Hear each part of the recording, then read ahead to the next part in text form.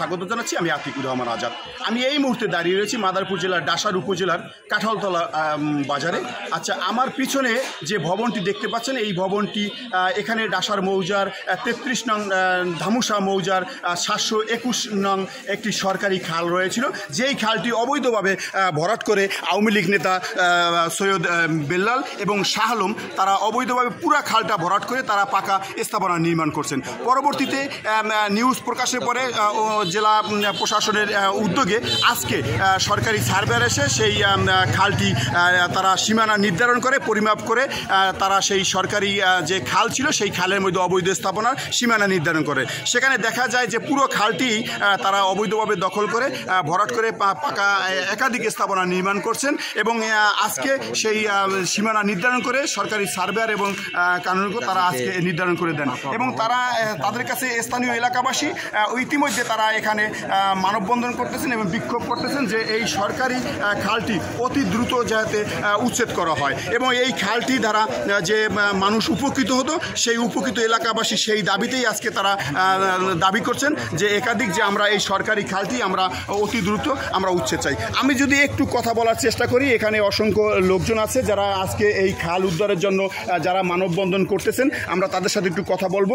আমরা এইটা মানে উচ্ছেদ চাই, এইগুলো উচ্ছেদ করি আর আব্বা যেমন পাবলিক স্বার্থে পাবলিকের সাথে ব্যবহৃত হয় এইটা আমরা একটা অবৈধ স্থাপন উচ্ছেদ চাই এবং এটা পুনরায় যাতে সরকারি জায়গা সরকারের হাতে চলে যাক, তারপরে সরকারের ডিসিশন নিবে কি করবে এবং এখানে যে লাখ লাখ টাকা অবৈধভাবে হাতিয়ে দিচ্ছে আমরা চাই সে টাকাটাও সরকারের ফান্ডে চলে যাক।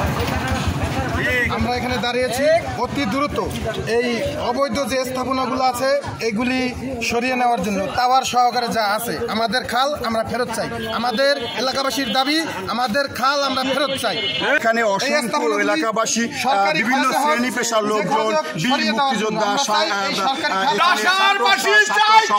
এবং স্থানীয় লোকজন যারা এখানে বিক্ষোভ করতেছেন এবং তারা একটাই দাবি করছেন যে এখানে এই সরকারি খালটি অবৈধ যেভাবে স্থাপনা নির্মাণ করা হয়েছে অতি দ্রুত যাতে উচ্ছেদ। আমি আরেকটু বিষয় আপনাদেরকে একটু জানিয়ে রাখতে চাই এবং অবগত চাই যে এই সরকারি খালটি নিয়ে এক সময় সাংবাদিকরা নিউজ প্রকাশ করেন। এই নিউজ প্রকাশের জেরে সৈয়দ শাহ আলম এবং বেলায়েত তারা একটি সংবাদ সম্মেলন করে। সেই সংবাদ সম্মেলনে ওই যারা নিউজ প্রকাশ করেছিল সেই সাংবাদিকদের মিথ্যা একটা অভিযোগ দায়ের করেন যে চাঁদা না দেওয়ার কারণেই তারা মিথ্যা নিউজ করেছেন। পরবর্তীতে ওই যে সংবাদ সম্মেলনে সাংবাদিক উপস্থিত ছিলেন তারা জিজ্ঞেস করেছিলেন যে তারা যে চাঁদা চেয়েছিলেন সেই চাঁদার কোনো ডকুমেন্ট আছে কিনা, তখন তারা না দেখাতে পারার কারণে তারা নিউজ প্রকাশিত হয় নাই। পরবর্তীতে ওই সাংবাদিক দুটি মানহানি মামলা দায়ের করেন। সেখানে সৈয়দ শাহ আলম এবং বেলায়েতকে তারা আসামি করে 2 কোটি টাকা দুটি মানহানি মামলা দায়ের করেন। সেই মামলা এখন পর্যন্ত চলমান রয়েছে। আপনারা ডাসার 33 নং ধামুসা মৌজার 721 নং যে খালের একটা ঝামেলা নিয়ে আপনারা জেলা থেকে আসছেন, সার্ভে হিসেবে মাপ পরিমাপ করলেন, সর্বশেষ কি পাইলেন? মাপ সীমানা নির্ধারণ করলেন, দেখলেন কি পাইলেন? আমরা ডিসি স্যারের নির্দেশনা অনুযায়ী সিটিপে আদেশ নিয়ে আমরা সরজমিনে আজকে আসছি, আইসা মাপজোপ করছি।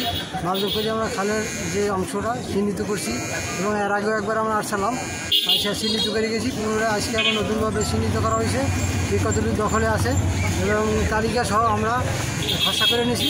পরবর্তীতে আমরা তালিকা সহ ওটা রিপোর্ট উপস্থাপন করবো স্যারদের কাছে, তার পরবর্তীতে স্যার যে সিদ্ধান্ত দেয় সিদ্ধান্ত কার্যকরী। আচ্ছা, আপনারা যে সীমানা নির্ধারণ করলেন, খালের জায়গাটা সম্পূর্ণ বার করলেন, সীমানা নির্ধারণ করলেন, এখন সরজমিনে কি দেখলেন? এই খালটি সম্পূর্ণ কি দখল হয়ে গেছে কিনা, ভরাট হয়ে গেছে কিনা, অবৈধ স্থাপনা নির্মাণ হয়েছে কিনা? তাহলে এই পর্যন্ত আমাদের সবটাই দখলে, আর এখান থেকে কোনোটা কিছু আসে এটা জলাশয় হিসেবে। তাহলে কাঁঠালতলা বাজারের মূল খালটা সম্পূর্ণ অবৈধ স্থাপনায় ভরা? হ্যাঁ, অবৈধ স্থাপনা ভরা ছিল, খালি এই পূর্বাংশে অল্প কতখানি বাকি। আচ্ছা, এলাকাবাসীর একটা দাবি ছিল যে অতি দ্রুত যাতে এই সরকারি খালটি অবৈধ স্থাপনা উদ্ধার করে খালটি উদ্ধার করা হয়, এই ব্যাপারে আপনার বক্তব্য কি? খালটি তো এটা তো সরকারি জায়গা অবৈধ দখল উচ্ছেদ করতেই হবে। আমরা রিপোর্ট দেবো, রিপোর্টের পরে স্যারে সিদ্ধান্ত দেবে কবে করবে কি না করবে, এটা স্যার দেবে। এই ছিল আমার কাছে ডাসার বাজার থেকে সর্বশেষ তথ্য। Atikur Rahman Azad, channel S, Dasar, Madaripur.